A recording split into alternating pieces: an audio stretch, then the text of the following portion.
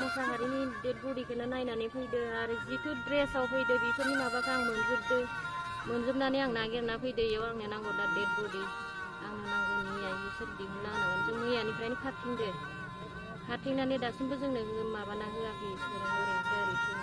ओरैथो खामानिखौनो मावना होआखै साननो हनो गोरों गासैखौबो गोरोंजोब खिन्थु दिनैहाय नोंथांनि साननो हनाय गोरोङाव दिनै उदालगुरि डिस्ट्रिक्टआव सोरखौबा गावनो नागारै दिनै सोरखौबासो दिनै मानो गावखौ आरो बै सासे गावनो गोनांखौबो मा जाहोननि थाखाय गावनो आयेन गैयामोन नामा जियाल गैयामोन नामा प्रमद बर' नोंथाङा दिनै बिनि सायाव जेबो स्टेटमेन्ट होनो हाया नामा आरो नोंथाङा दिनै होनो हाया नोंथांनि जिखिनि आगदा आगसि मानसि थाग्राफोर नोंनि PA DA बेफोरबायदिखौ मानो नोङो सोरनिबा बै जाय न'खर जाथाय जानाय न'खर गावथार जानायनि बिसि बिनि खाथियाव मानो गसंहैनो हायाखै मानो थांना बुंहैनो हायाखै जाहोना मा दङ बिनि सिङावहाय जों बर'निफोरनि थाखाय नंखायदायाव गावनो खुनु आयेन गैया जों बर'खौ गावनो थाखाय मोनबानो गाव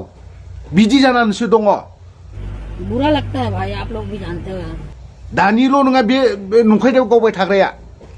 गोदो जों उन्दै समनिफ्रायनो जेब्ला आन्दलना जाजेनदों जेब्ला दावरावा जों बर' हारिनि थाखाय आन्दलन खालामजेनदों जेब्ला आबसु मुभमेन्ट जाजेनदों अब्लानिफ्रायनो जों बर'खौ नंखायदायावनो गावबाय थादों सोरखौबा सिखाव दाउ खावनायनि थाखायबो गावदों सोरखौबा साफोन थरसे लायनो थांनायनि नामाव NDBनि नामाव गावदों सोरबा BLTनि माबा मोनसे फिसा लायनो थांनाय बेयावबो गावदों दिनै जों बर'खौ गावनो थाखाय जेबो आयेन नाङा जोंनि थाखाय जेबो आयेन गैया गोसोब्लानो गावगोन गोसोब्लानो नंखायदायाव गावगोन कौन है ये लोग कहां से आते हैं मा जाखो बिलाय दिनैसिमबो जों मोनबोबाय सासे गथ'नि बिफा जाबाय जोङो दिनैसिमबो जों बेखौ नुबाय थादों मानो गोजोन गोरोबथाया बेनोमोन नामा गोजोन पिसआ बेनोमोन नामा सोरबा सिखावखौ हमगोन लांगोन गावगोन मा बिलाय आयेन दंलै प्रमद बर' आयेन दं जियाल दं मानसिखौ सिखाव खावदों हमदों जियालाव दोननो मानसिखौ थिग खालामनो साजा होनो थाखाय जियाल दं जियालाव सोनानै दोन बे मानसियाथ' सोरखौबा रेप खालामाखैना बिदि नंखायदायाव गावनो बे मानसियाथ' सोरखौबा जर जबस्थि रेप खालामाखै सोरखौबा मार्डार खालामाखै बियो दिनैहाय बेफोरबायदि नंखाय जानला मानला गावहोबा जानाय नङा दिनै बेफोरनि फारसेबो एसे सिन्था खालाम दिनै नोंथाङा बुंबाय थादोंमोन जोंनि बे BTR आवनो जों गासैबो पावारखौ मोनजोब्बाय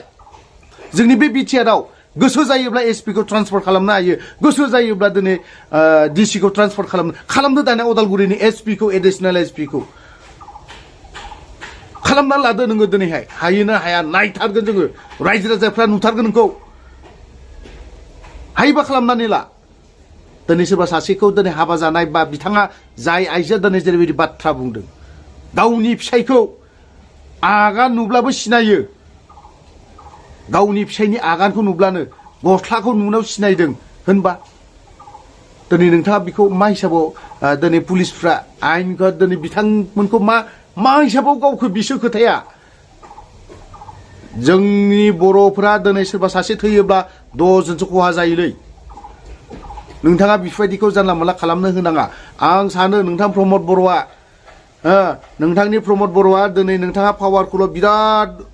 रुजुना लाबाय थादों खर'आव आंहा पावार दं आयेना आंनि आखायावनो जोब जानाय नङा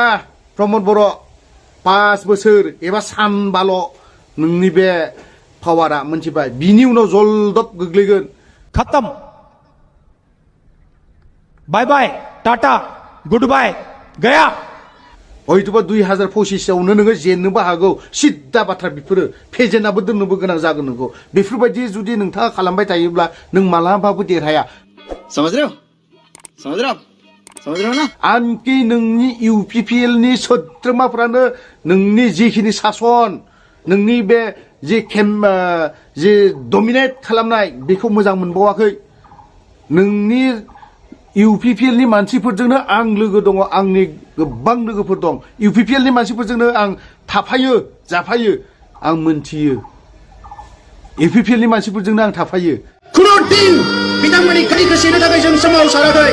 आरो आं हारसिंनि खोथा सानो बुङोब्ला आं खुनु दिन MLA MP बिटिसिनि चिफ EMCA मेम्बार जानो थाखाय आं सोमावसाराखै जेब्लासिम बर'लेण्ड मोनगोन मोना अब्लासिम सोमावसारबाय थागोन बर'फोरखौ जेब्ला नायमान थगायसुला नुखायो मानसिखौनो सान्थिनि सुक्ति खालामदों हिसाबै NDFBनि गोबां सोद्रोमाफोरनि केसा जोबनांगौमोन NDFBनि रिहाबिलिटेसन बिथांमोननि थांनानै थानायनि जिथु रिहाबिलिटेसन बियो जानांगौमोन जेलाव थानाय मानसिफ्रा जेलनिफ्राय गनांगौमोन बे प्रमद बर'नि मा सुक्ति जाखो बियो जोङो बयबो गोजोननाय मोन्दोंमोन दा जायखिजाया जों बुंबाय थादों जेलाव थानायाबो गजोबनांगौ केसाबो जोबजोबनांगौ आरोबाव बिथांमोनखौ थांनानै थानायनि थाखाय राहा लामा खालामनानै होनांगौ प्रमद बर'आ मा खालामदों बेनो नोंनि सुक्तिया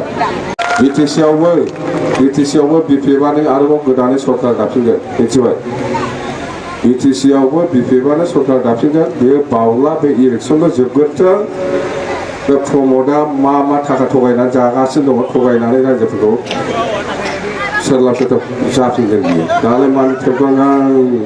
नाय मानो थगायसुला नुखायो मानसिखौनो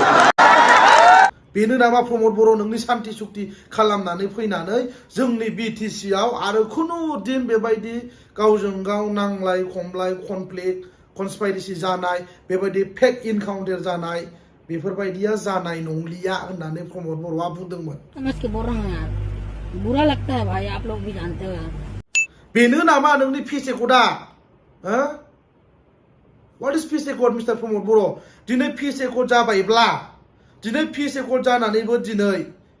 मानि थाखाय जोंनि बर' फिसाफ्रा दाउ अमाफोर बायदि मानि थाखाय गावथार जाबावखो No God please no no no मानो गावथार जानो गोनां जाखो ससियेल मिडियायाव मा बुङो मोनसिगौ UPPनि नेताफ्रा दैदेनगिरिफ्रा प्रमद बर'मोनहा मा बुङो मोनसिगौ अरे कहना क्या चाहते हो रायजो राजाफोर भेरि आनफर्चुनेट ओरैबायदि आसुरित मानसि माने टाइमावबाथ' हमजाखागोन गावथार जाखागोननो वाह क्या सीन है बे मोनसे खोथा नामा टाइमावबाजि सिखाव खावबाजि गावथारनांगौ बेथ' खोथा नङाना हमनो मोनबाय जेखन जेलाव हरदोब्रा लाइफ टाइम जेलाव दोनदो पानिशमेन्ट होदो बुदो जेलाव हरदो थैजासिम लाइफ टाइम दोनना लाइफ सेन्टेन्स खालामनानै दोन मा जोंनि बर' फिसाफोरखौ दाय मोनबानो माबा सिखाव खावनानै हमजाबानो सोरनावबा दाखात सिखावबानो डाइरेक्ट गावथारनाय बे खोथा नङालै प्रमद बर' बिनि सायाव नोंथाङा सासे BTCनि CM जानानै बिनि सायाव स्ट्रंलि इनिशिएटिभ लानांगौ समझ रहे हो खनसे नङा खननै बेबायदि गावथार जानाया जोंनि समाजाव जोंनि ससाइटियाव जोंनि BTCआव जाफ्लेगासिनो दङ बेबायदिखौ जोंनि बर' रायजो राजाफ्रा माब्लाबा सुखुवा आरो जाबावगोन फैबाय थानाय समाव आपकामिं डेजफ्राव आरो बेबायदि जाबावगोन सिखाव खावनाय दाखात सिखावनाय बिदियाथ' जाबायानो थाखायो दे नो डाउट खिन्थु दिनैनि दिनाव बेबायदि मोनबानो गावथार जानाय मोननानै बेबायदि खालामजानाया दुखुनांथाव नङा होमबा दिनै नोंसोरनो सान्थि सुक्ति खालामनानै लाबोबाय प्रमद बर' नोंथां दिनैलाय मानोथो बेबायदि सिखाव दाखाथि मानो ओंखारबावखो राननानै होदोब्रा फैसाया नोंसोर लाबोनाय बे BTR रेकर्ड खालामनानै 1500 crore लाबोनायखौ राननानै होदोब्रा रायजो राजाफोरनो माथो आथोनाबो लाबोनो हायाखै दाबो बेनो जाबाय सानदोंमोन खोमा BTR सुक्ति खालामनानै बजा बजा मोनगोन और अगर तुम लोग नए हो तो सब्सक्राइब करो वो जो लाल वाला बटन है उस पर फूट फेंक के मारो या फिर मोमबत्ती मुझे नहीं पता बस क्लिक हो जाना चाहिए